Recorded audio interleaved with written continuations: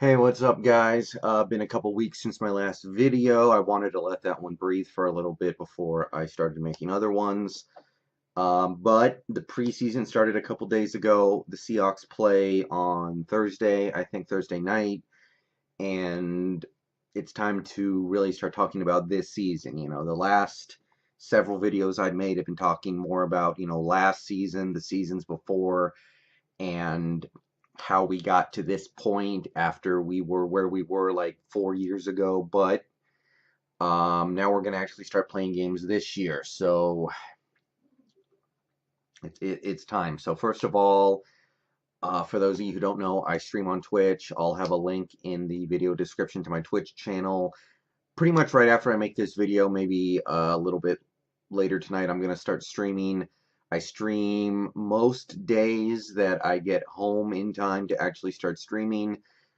I just finished a God of War. I was playing some UFC 2 the last week or so. And tonight I think I'm going to start World of Final Fantasy. I don't know what to expect from that one at all, but I'm looking forward to it. So if you want to come chat with me, if you want to come watch me play World of Final Fantasy, whatever you want to do, you can come hang out in my Twitch channel. I'll respond to pretty much any and all comments about whatever it is you want to talk about. Final Fantasy 12 Zodiac Age is something I'm going to be streaming in the fairly near future. I'm looking to get the new Spider-Man game for PS4 when that comes out on September, probably, assuming it gets good reviews. Resident Evil 2 Remake comes out early next year. I'm going to stream a lot of the Resident Evil games that I never got a chance to play, like 6 and 7, Revelations 1 and 2, Remake, Resident Evil 0. I'm going to try to get caught up on that. So that's the stuff I have on tap for my Twitch channel. So that's the video game stuff. I want to get that out of the way. Now, Seahawks. Preseason starts, like I said, in a few days.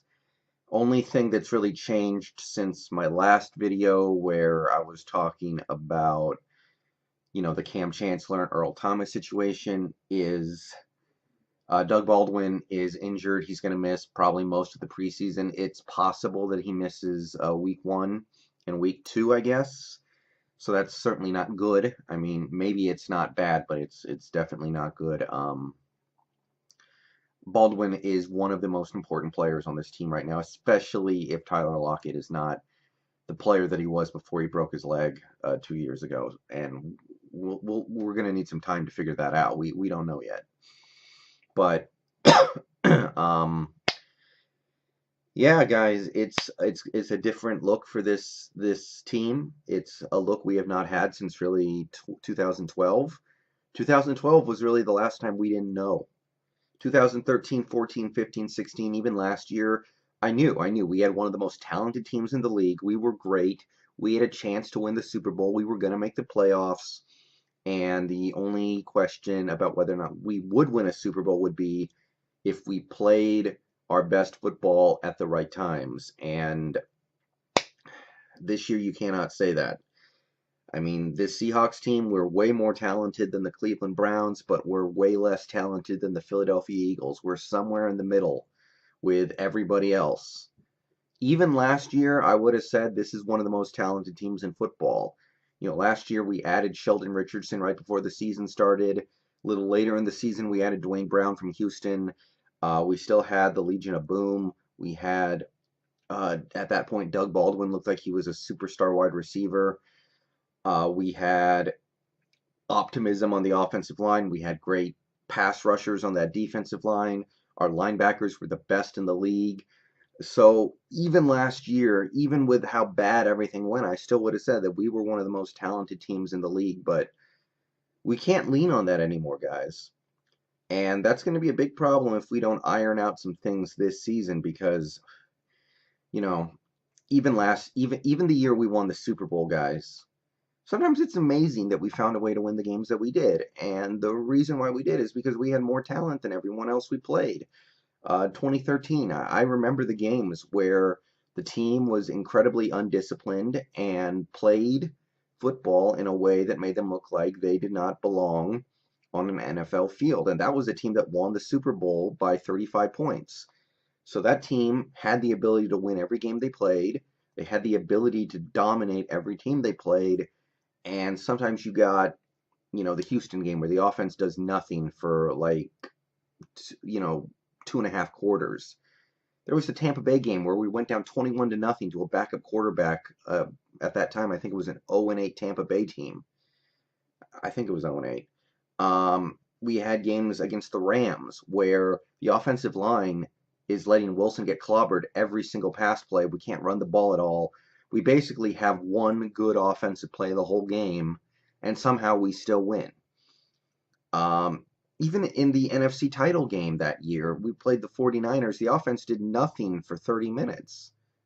Offense was pathetic for the first half, and somehow we still win that game against a great 49ers team because the defense played amazingly, because the offense made a couple of big plays in that second half, and we all kind of forget a little bit about how sloppy the team really was.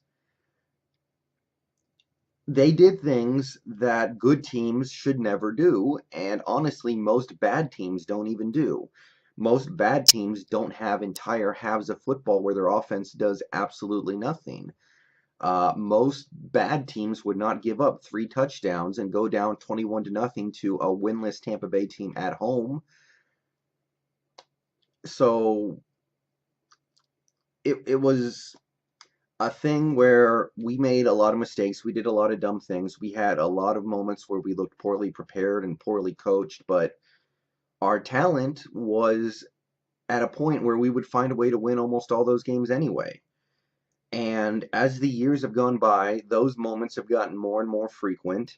And, we've won fewer games, but we're still winning more than we're losing. Even last year, we found a way to win 9 games, even though in a lot of those games, even the ones we won, we embarrassed ourselves. I mean, week 16 last year against the Cowboys, a game that was effectively an elimination game, we had more penalty yards than offensive yards. Offense obviously did very, very little in that game. And we were in Dallas, and we still won it because we had a lot of talent. Because we had a great defense that made a lot of good plays, that got to the quarterback, that got a pick six, and we were able to win that game, even though we did things that no winning team should ever do. A couple years ago, I'm thinking about games like that game in Arizona that ended in a 6-6 tie. I remember just being pained watching that game, watching our offense, and somehow we didn't lose that game. Now, we should have lost it, and we didn't win it, but the fact that a game like that ends in a tie where the offense does nothing for literally 60 minutes it's kind of crazy how a team that commits all these penalties, a team that has led the league in penalties for, I think, 3 years in a row now. Now, granted, some of it is reputation-based, but a lot of it isn't. And they make all these mistakes. They have an offensive line that plays so poorly in many of the most important moments of the game. They, especially last year, frequently have no running game whatsoever. And they find themselves with winning seasons. They make the playoffs. They often win playoff games. They do some really good stuff because we had the Legion of Boom, because we had that defensive line, but we don't have any of that anymore. So it's a completely different spot. Last year, we were able to lead the league in penalties. We were able to have a lot of stupid turnovers. We were able to not really rush the quarterback all that well for most of the season. We were able to do all these things that bad teams do and still win. If we do those things this year, we will be a 5-win team, a 6-win team, a 4-win team. It's going to be as bad as it can be, given that we have a franchise quarterback. So we got the preseason starting in a few days. The number one thing I want to see is good, solid fundamentals from these Seahawks, because we can't overwhelm teams with our talent anymore. If you look at this roster, you're going to say, okay, we got a good quarterback. Maybe he's a really good quarterback. Maybe he's great. Maybe he's one of the best. But he's at least good, and we know what we can get from him on his good days, and he has a lot of good days. We know we have a top 10 wide receiver in Doug Baldwin. Hopefully he's ready for week 1. I think he will be. We know we have a great defensive end in Frank Clark. We know we have great linebackers, Bobby Wright and KJ Wagner. Whenever Earl Thomas shows up, we know we have one of the best safeties in the league.